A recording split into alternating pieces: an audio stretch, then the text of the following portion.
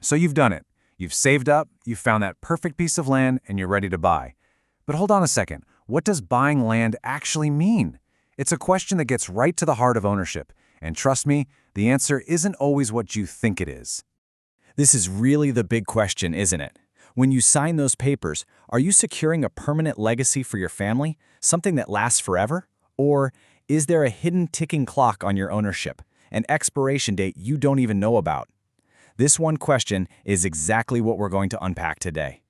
You know, the answer to that huge question all comes down to two very important legal ideas that define property ownership here in Nigeria.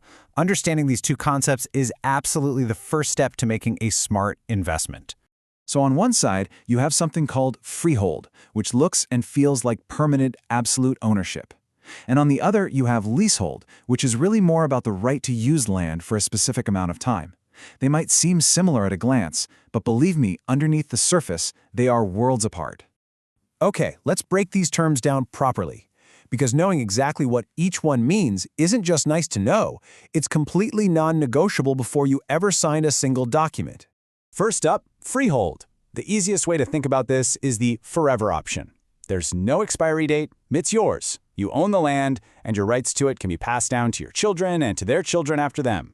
This is pretty much the strongest form of private land ownership you can possibly get. And then we have leasehold. Now this is basically a long-term rental. You have the right to use the land for a fixed period. It could be 25, 50, or pretty commonly 99 years. But once that time is up, boom, the ownership goes right back to the original owner. And you'll see this a lot with government lands.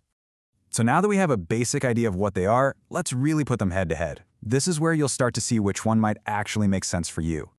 Okay, the most obvious difference is time. It's simple. Freehold is indefinite. It just keeps going.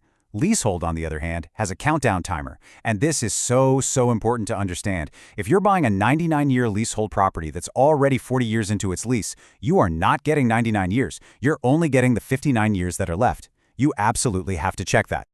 Next up, let's talk about the money. Freehold properties, well, they're almost always more expensive up front, and that makes sense because you're paying for permanence and better long-term value.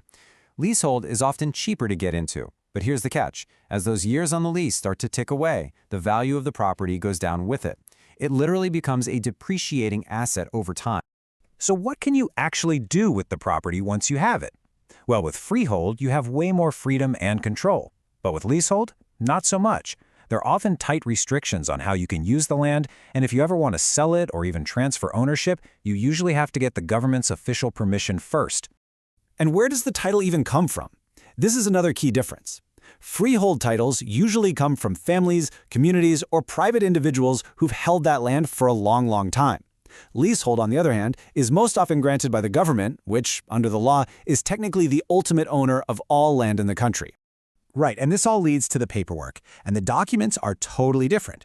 For freehold, you're going to be looking for something called a deed of assignment. That's what transfers ownership to you permanently. For leasehold, you'll see a deed of lease, and very often, a certificate of occupancy, or a C of O. That C of O is a super important document from the government that proves you have the right to be on that land for that specific period. Knowing what to ask for is a real game changer. Okay, we've gone through the definitions, we've looked at the differences. Now for the most important part. How in the world does this actually apply to you and what you're trying to achieve?